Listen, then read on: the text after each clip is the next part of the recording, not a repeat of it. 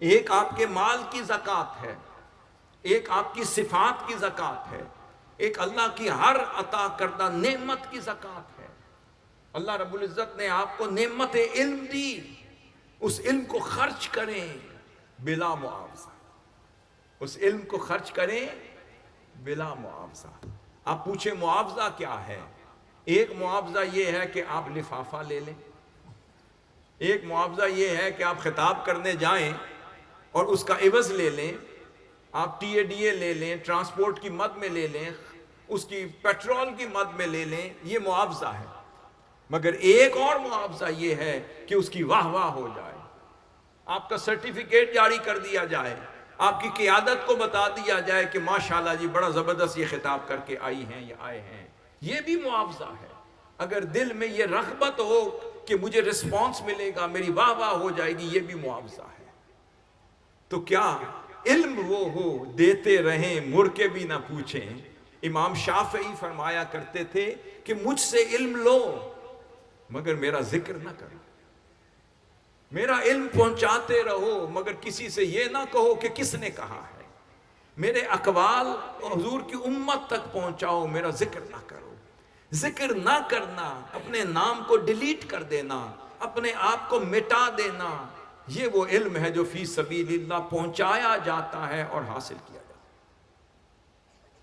پھر اس کے بعد فرمایا پھر ایک وہ زکوٰۃ ہے جو آپ اپنے مال کی دیتے ہیں، ایک وہ زکوٰۃ ہے کہ نصاب پورا ہونے پر دیتے ہیں، ایک وہ زکوٰۃ ہے جو اپنے عبادات کی دیتے ہیں، اپنے اعمال کی دیتے ہیں اور اپنی کیفیات کی دیتے ہیں، اور اللہ کی ان نعمتوں پر بھی زکوٰۃ اور صدقہ دیتے رہتے ہیں تاکہ یہ سلسلہ صدقات و خیرات جاری و ساری رہے۔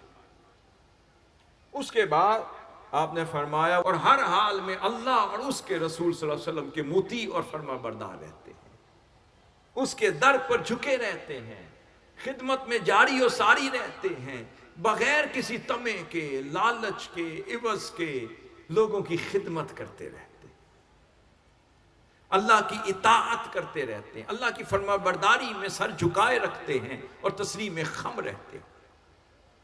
پھر فرمایا یہ وہ لوگ ہیں کہ جن پر اللہ رب العزت قیامت کے دن بہت رحم فرمانے والا ہے۔ پھر فرمایا اللہ رب العزت بے شک بڑا غالب اور بڑی حکمت والا ہے۔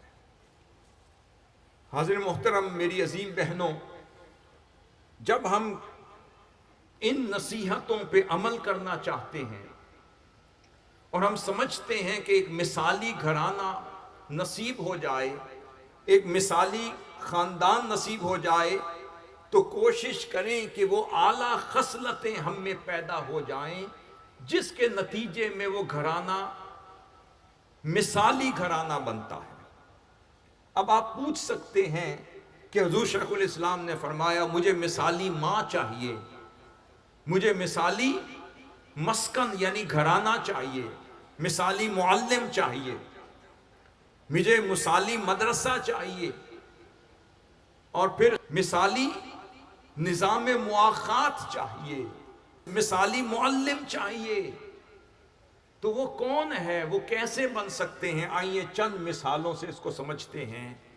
سب سے پہلے مثالی گھرانہ وہ ہوگا جو عبادت والا ہوگا، اس کے بعد جو علم والا ہوگا، اس کے بعد جو قناعت والا ہوگا، جو کنٹینٹمنٹ والا ہوگا، قناعت والا ہوگا، اور اس کے بعد جو تواضع و انکساری والا ہوگا اور شکر الہی والا ہوگا اور صبر والا ہوگا۔ اگر کسی گھرانے میں یہ خوبیاں پیدا ہو جائیں، سمجھ لو کہ وہ گھرانہ کیا ہے؟ مثالی گھرانہ ہے، آئیڈیل گھرانہ۔